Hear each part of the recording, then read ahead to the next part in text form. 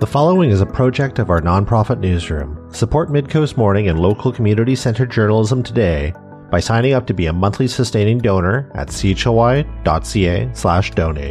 It doesn't take much money to support local news. Hello and welcome to Midcoast Morning. I'm Joe Pugh. A number of community initiatives have gotten a boost this week as Nanaimo City Council approved grants for 14 projects. More than $40,000 is going to be spread across a number of organizations, going to things like watershed restoration and community toolshares. Today on Midcoast Morning, we'll hear about 4 of the projects and their journey from idea to approval. We're going to start the show off on Protection Island, where a group hoping to restore Antler Swamp is set to receive $3,500 in funding. Hi, I'm Nancy Turner. I'm a botanist. I live on Protection Island.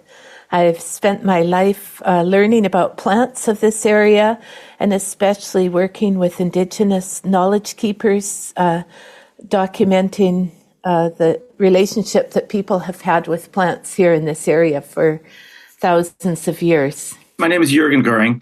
I'm a long-term resident and property owner on Protection Island, and I have a long ongoing interest in native plants. What exactly is Antler Swamp? Antler Swamp is a wetland here on Protection Island, and it's a name that we gave it because it has this special history. We found a willow tree with 2 trunks and a broken off deer antler stuck in the middle between them, and the willow was growing around it. And so it seemed like a good name for this wetland, which is just a remnant of a much broader, more extensive wetland that used to occur here on the island. And you've received a grant from the city of $3,500 to do some restoration of Antler Swamp. The city, in a staff report, they said that your application scored highest in their review process among a number of different projects. What exactly needs to be done to Antler Swamp?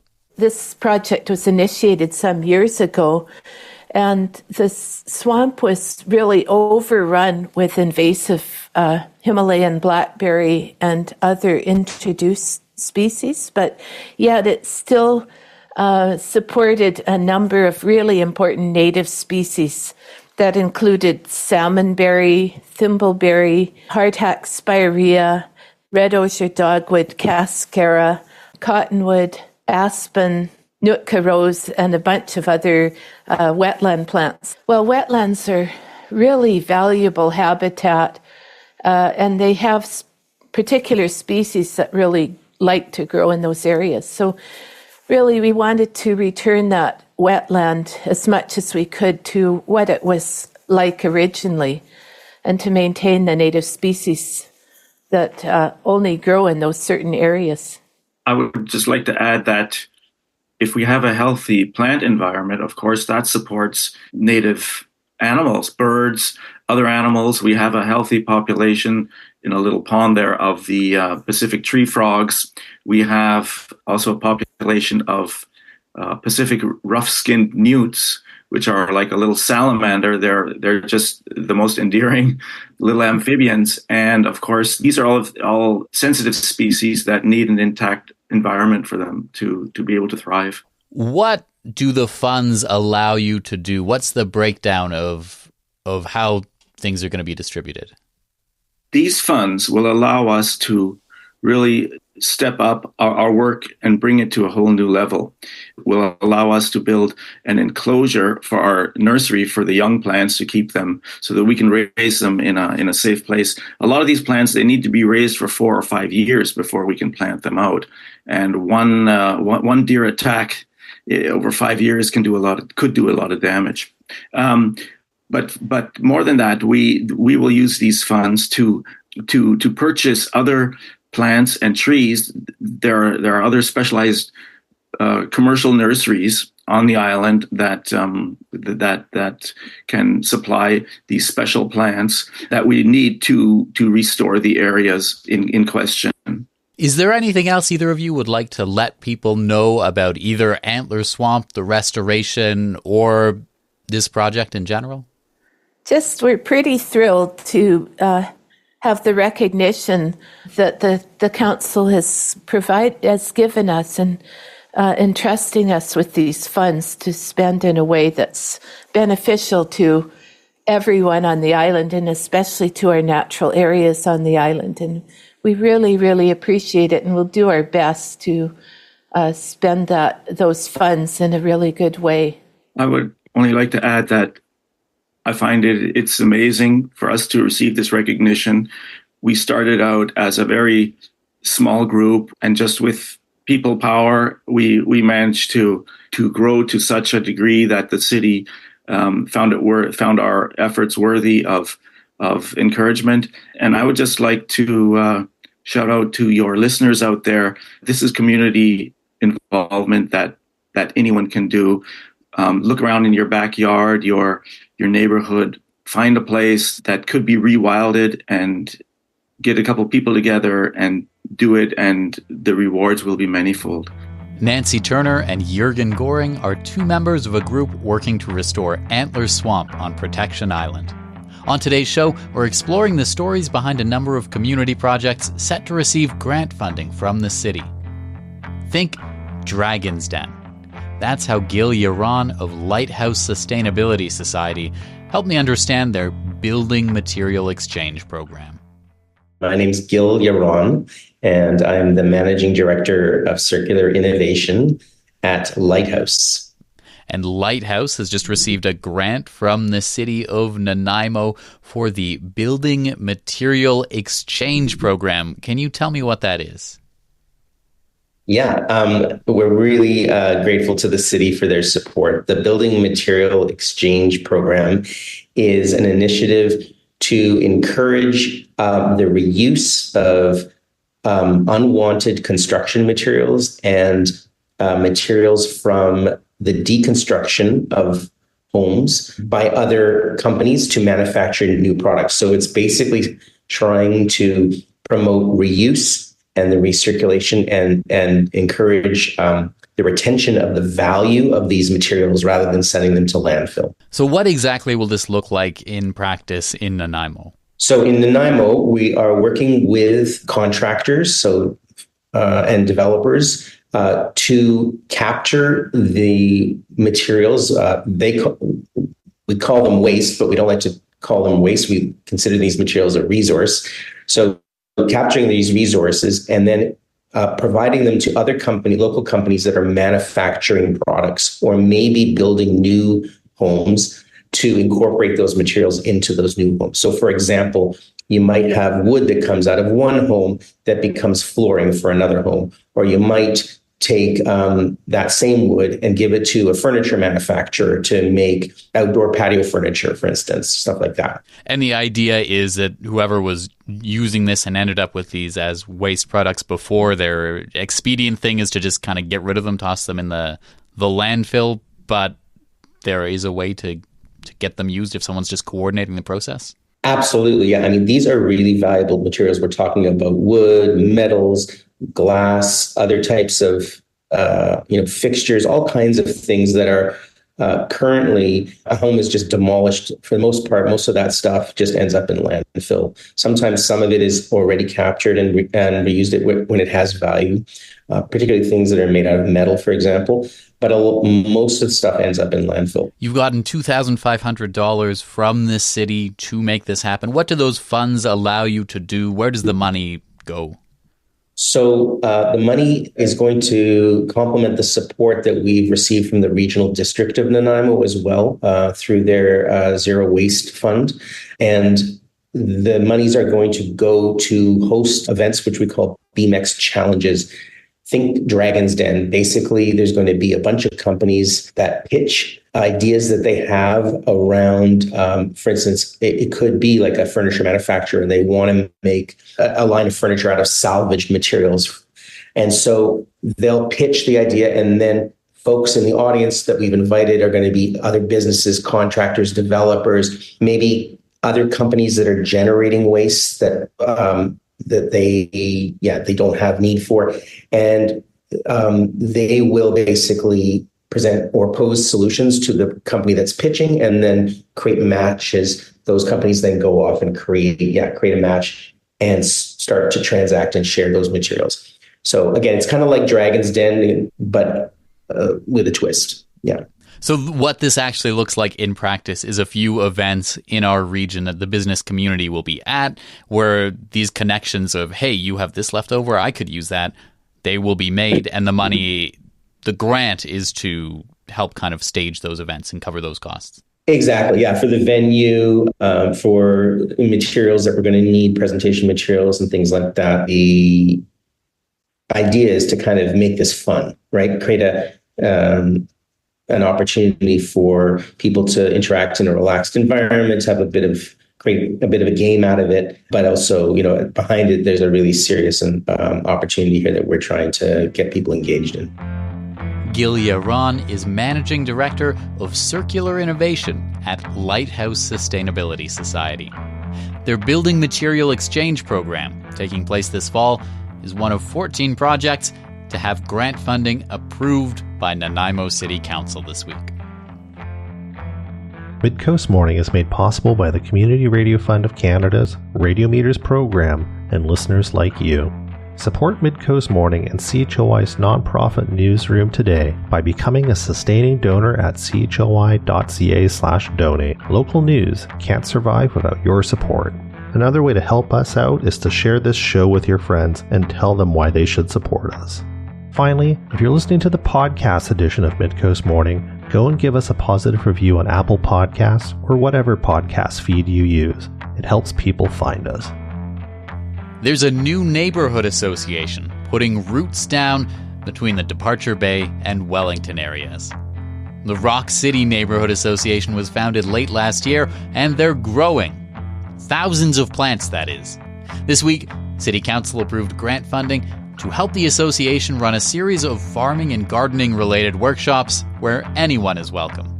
I got in touch with James Boak and Patrick Littlejohn, President and Vice President of the Rock City Neighborhood Association. Hi, my name is James Boak. I'm a Nanaimo resident. I've been living in Nanaimo for a little over 2 years now, and I'm the president of the Rock City Neighborhood Association. And I'm Patrick Littlejohn. I was born and raised in Nanaimo here, and I'm the vice president of the Rock City Neighborhood Association. The Seed to Table workshop, or I should say a series of Seed to Table workshops. Could you tell me a little bit about this project? Oh, it's exciting. We've got a year-long program, monthly workshops around really a lot of gardening, biodiversity, food preparation, food harvesting, and then to the end of seed collection and then doling that out for next year. So the goal is really to work with people in the neighborhood association, whoever wants to show up and learn stuff and grow a bunch of good food, work together doing it, and build our capacity to do more of this kind of thing in the future. And you've had a couple of these workshops so far, right? Can you tell me what's gone on at them and what's the response been from the neighborhood? Yeah, I know it's been a great response. We've had, I guess, 2 or 3 workshops so far, depending on when you say we started. And I think we've planted and gotten going probably something about 4,000, 5,000 seedlings, something like that. And a whole mix of tomatoes, peppers, the usual stuff, and leafy greens and this and that. More than 4,000. Where do all those live?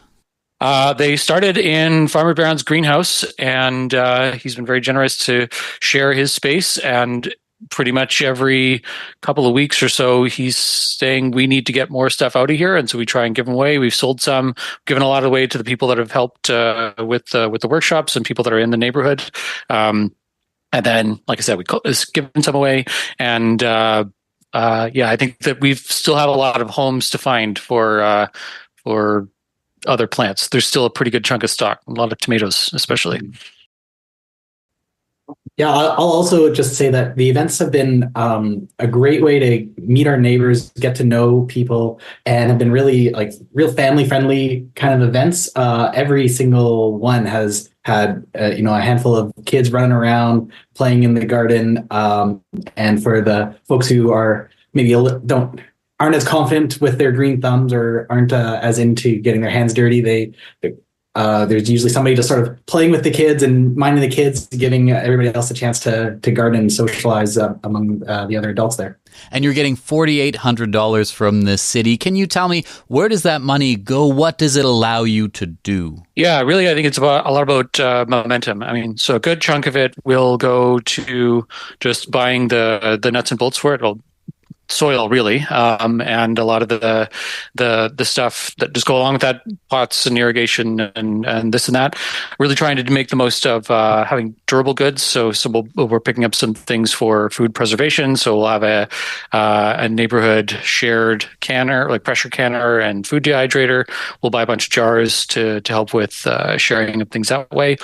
A good chunk of the funding is going to pay our facilitator and also friend and member of the association, Chris, or Farmer Brown, who is a very experienced urban agriculturalist, and so he actually knows what he's doing. I think that everybody's pretty happy to lift a shovel and do stuff, but Chris actually knows when and how to separate things and when to do this, that, and the other thing. So he's been a very generous with his expertise as well. So those are the big chunks of it. Yeah, speaking for myself, I can definitely say that I've learned a lot from these workshops and from Chris directly, and I've heard the same thing from lots of the other participants, that it's more than just hanging out and putting seeds in soil, but also learning about gardening and gain that kind of confidence.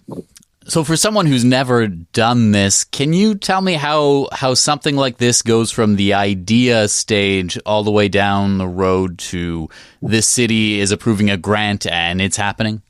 We all, as a association, were keen on doing something like this, and then we learned about this grant opportunity, and applying that was really an opportunity to kind of take it to the next level and do a larger amount of stuff with just more people, more ability to grow and get things out there. And so I think we had the idea just rolling around anyway. And I think the main things that we did were to really get this going was we really aligned our grant application with the city's city plan and city climate and environmental type values. So we thought hard about where are these things what are these goals that the city has about things like biodiversity, about water efficiency. Inclusivity is a big thing for the city as well. And as James mentioned, make a lot of effort to make it welcoming to the families, also elderly folks or people that are less comfortable with gardening. And I think really the rubber met the road with writing up that grant application, coming up with a budget, and coming up with a schedule for everything. So it was, and I think the schedule is probably the easiest part because you can kind of just follow the season. You think about if you want to grow tomatoes, when do you start? When do you do this? When do you do that? And that kind of mapped things out pretty well. I think the only challenge is just there's a lot of stuff that we could cover. And so when we've been figuring out what are we going to do on which weekend day or whatnot, there is a whole world of gardening expertise that's out there. And I think, for the most part, pretty new. But like I said, the idea is that this will set us up for not just this year, but build capacity to help us do things in the following year as well. And what would you say, or how would you encourage someone who's maybe in that neighborhood, in that area, to know more about your group or to come check out an event? Well, we'd say check out our website, rockcityna.org. And you could email us at our email address. That's rockcityna at gmail.com.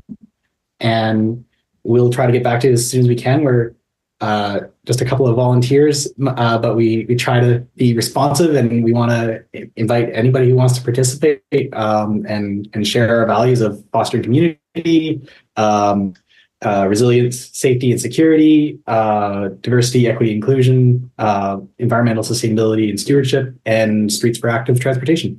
And if folks are kind of near-ish, but maybe outside the boundary, is this just for the Rock City neighborhood, or is anyone kind of welcome? Oh, anybody is welcome. Absolutely. In fact, we discussed that at some length when we were coming up with our constitution. Anybody who is interested and wants to participate can join. There's some small differences between people who live inside and outside of the boundaries in terms of like who gets to vote in our elections and stuff, but everybody's welcome at the events and to participate in the community.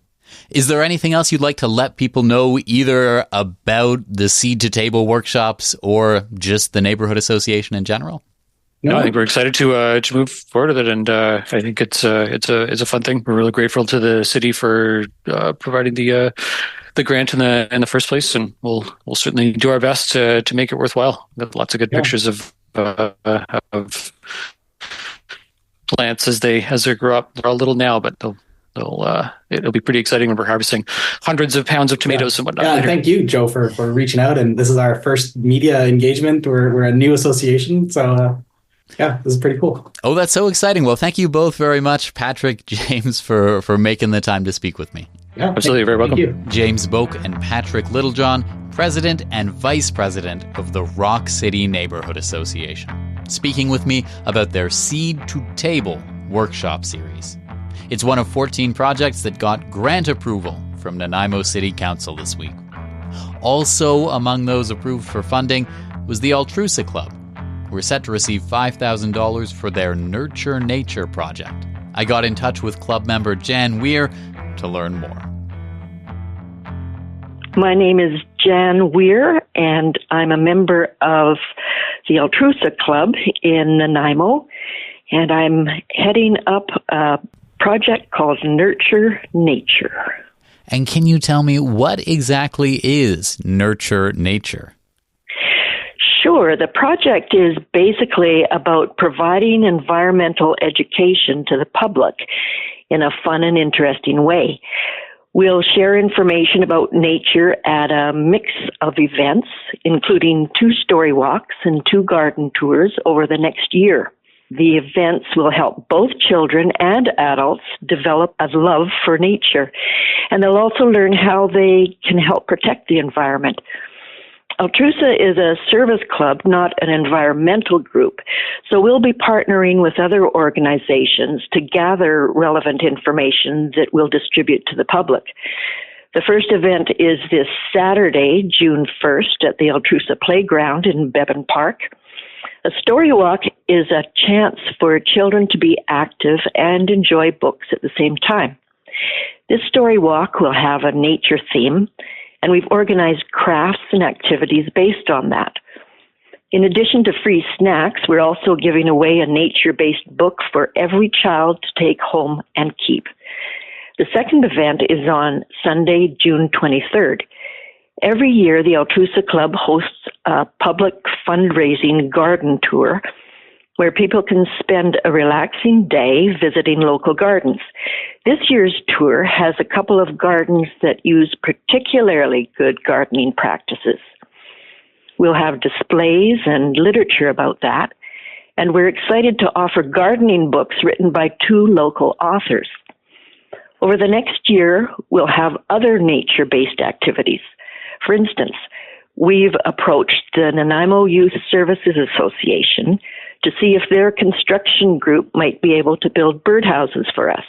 That would be exciting because in addition to young children and adults, we'd also be helping teenagers and youth to connect with nature. So you've got the grant funding. It's been approved by City Council. What does that allow you to do? Well, we are so grateful for this funding from the City of Nanaimo.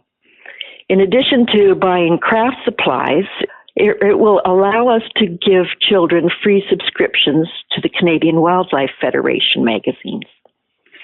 Maybe I'll repeat that sentence. This will get kids interested in nature because every month they'll receive their very own magazine in the mail. The city's grant will also help fund educational materials for adults. It will pay for the brochures that we're handing out on the garden tours and will subsidize the books about best gardening practices. We've learned that urban wildlife needs 3 things to survive: food, water, and shelter. This grant will help us buy native plants for food, bird baths for water, and butterfly houses for shelter. Is there anything else you'd like to let the public know about either Nurture Nature or just the Altrusa Club in general? Well, the Altrusa Club is part of a worldwide organization that focuses on improving communities through volunteerism. In Nanaimo, our service club has been active for over 70 years and currently has about 30 members. We meet once a month to talk about our service projects and meet once a month to have a meal together. We're probably best known for the Altrusa Playground on Bowen Road. Back in 1967, we started delivering library books to homebound people who were unable to get to the library. This is an important service in our community, and we've been delivering books and audio books ever since, every 3 weeks, come rain or shine. Our members come from lots of different backgrounds, but we have one thing in common, and that's to build a stronger community. Jan Weir is a member of the Altrusa Club. She was speaking with me about their Nurture Nature project, one of 14 initiatives to have grant funding approved this week by Nanaimo City Council. That's our show for the day. Thank you for joining me. I'm Joe Pugh, host and producer of Midcoast Morning. Jesse Woodward is our executive producer, and Arby Frew is our technical advisor. You can sign up for CHLY's newsletter at chly.ca/subscribe for updates from our nonprofit newsroom and more. Our theme song is First One by local Nanaimo band Waste Management.